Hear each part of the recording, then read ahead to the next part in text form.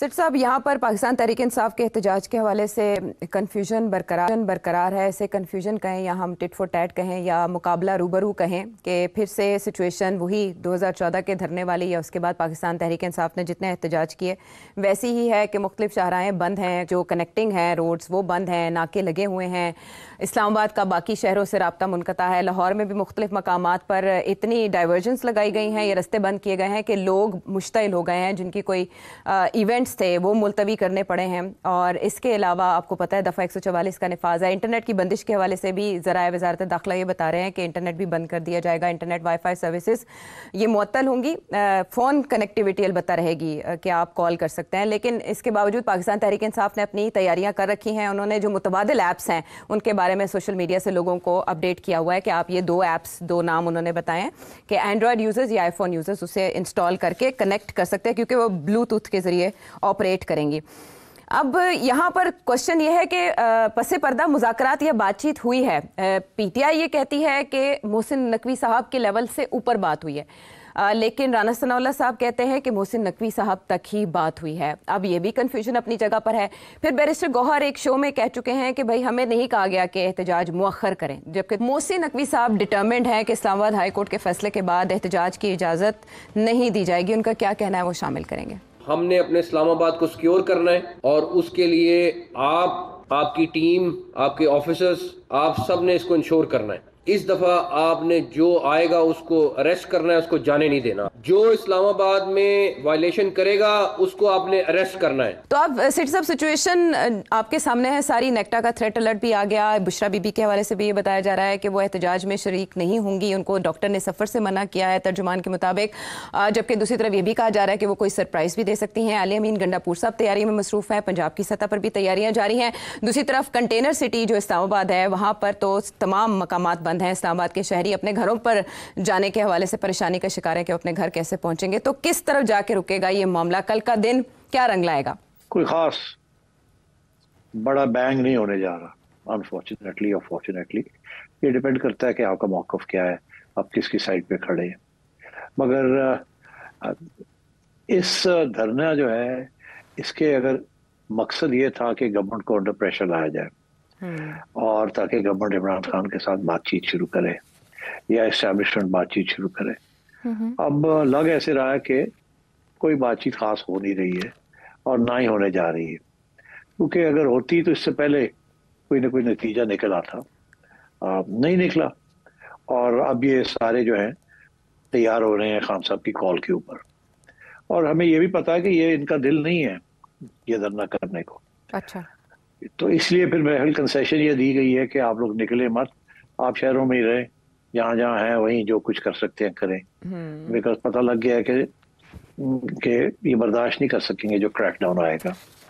अब केपी से लोग निकलेंगे और नॉर्दर्न एरिया से कुछ लोग आएंगे, but I don't think it will amount to anything. ये भी क्योंकि अगेन मोटिवेशन नहीं है ज्यादा।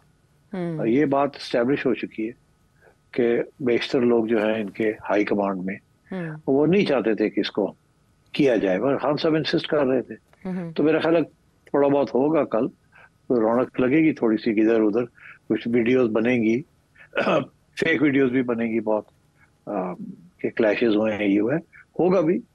बट आई थिंक ये it will not achieve any purpose. तो इसलिए बेहतर यही था कि बातचीत आगे बढ़ती, मगर जाहिर है इस किस्म की सिचुएशन में इतना आसान नहीं होता बातचीत को आगे बढ़ाना। दोनों साइड जो है ना वो अनकॉम्प्रोमाइजिंग होती हैं और डील करने के लिए दो हाथ की ताली चाहिए।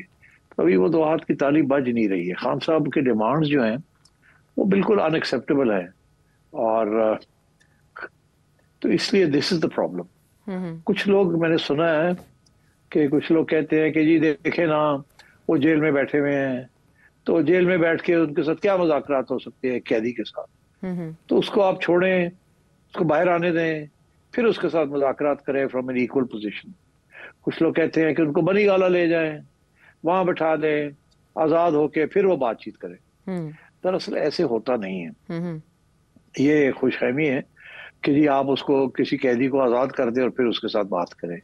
अब बात यह है कि खान साहब ने भी तो सारी हुकूमत को टाइट किया है ना, तो अब अगर आप तारीख देखें तो तारीख में जब भी इस किस्म की सिचुएशन होती है तो जेल में ही मुज़ाकरात होते हैं, फिर मुज़ाकरात के बेसिस के ऊपर जेल से रिहाई होती है और फिर बात आगे बढ़ती है।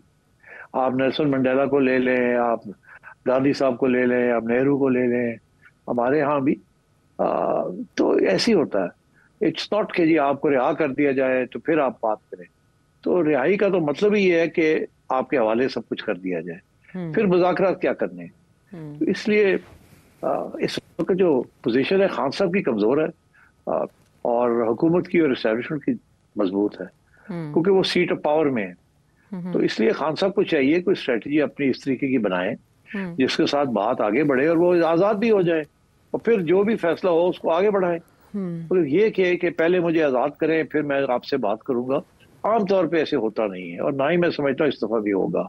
और ये गलत फहमी है पीटीआई की कि खान साहब को आजाद कर दिया जाएगा फिर वो मुज़ाकरात करेंगे। यार मुज़ाकरात क्या करने हैं, उनके तो 2-3 मोटे मोटे डिमांड्स हैं जो कि बिल्कुल अनएक्सेप्टेबल। एक तो ये डिमांड है कि जी आप हुकूमत मेरे वाले करें, दूसरा ये है कि आर्मी चीफ को चेंज करें, तीसरा ये है कि इन सबको जेलों में डालें। तो ये तो हो नहीं सकता ना। तो इसलिए मेरा ख्याल है कि it has to be realistic. और रियलिज्म का तो यही है कि अगर खान साहब एक नई इलेक्शन मिल जाए ना खान साहब को 2-3 साल के बाद, इससे बेहतर कोई चीज हो नहीं सकती। और खान साहब पार्लियामेंट में आए, अपना रोल अदा करें, पार्लियामेंट की तस्लीम करें उनकी अहमियत को एज एन ऑपोजिशन लीडर। अब हो गया ना जो कुछ होना था। आफ्टर ऑल पीएमएल नून और पीपीपी में भी तो खान साहब को एक्सेप्ट किया था ना, हालांकि वो भी रिग्ड इलेक्शन के जरिए आए थे और ये पहले भी होता रहा ऐसे। जब मोहतरमा को लाया जाता था तो नवाज शरीफ के खिलाफ कार्रवाई होती थी, नवाज शरीफ को लाया जाता था तो मोहतरमा के खिलाफ होती थी, मगर फिर भी वो पार्लियामेंट में आके बैठते थे और अपनी साजिशें करते थे, अपनी ऑपोजिशन करते थे। तो यही रिवाज यही है। अब खान साहब कहते हैं जी कि आपने इलेक्शन रिग की और मेरी मेजोरिटी आप ले गए हैं, तो हो सकता है सही हो, शायद सही भी है, सो व्हाट। अब हकीकत ये है कि एक डिफेक्टो पोजीशन बन चुकी है। यही नूनी की भी यही पोजीशन थी कि खान साहब को रिग करके लाया गया और बैठा दिया गया 2018 में। तो वो क्या उन्होंने क्या पार्लियामेंट बॉयकॉट कर दी? खान साहब ने तो उनको जेलों में भी डाल दिया था। तो उन्होंने जो कुछ किया जेलों में बैठ के उन्होंने डीलें की ना, तो और बाहर निकल आए और निकलने के बाद उन्होंने और भी डीलें की। तो मैं ये समझता हूँ कि खान साहब को भी कोई इसी किस्म की सियासत करनी चाहिए, रियलिस्टिक किस्म की, जिसे रियलिज्म कहते हैं। ये जो इनकलाबी सियासत कर रहे हैं एक नॉन इनकलाबी सूरत हाल में, this will not work. Khan Sahab is not Lenin, Khan Sahab is not Mao, he is not seeking to overthrow the state. अच्छा, अगर आपने रियासत को ओवरथ्रो करना है तो फिर हुकूमत करनी है, तो ऐसी सियासत नहीं करनी। तो इसलिए मेरा ख्याल है कंफ्यूजन है खान साहब के जहन में भी और उनके सपोर्टर्स के भी जहन में कि शायद वो समझते हैं बड़ी इनकलाबी चीजें वो कर रहे हैं।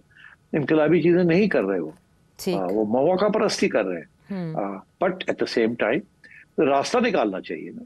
तो I think the ball is in Khan साहब कोर्ट।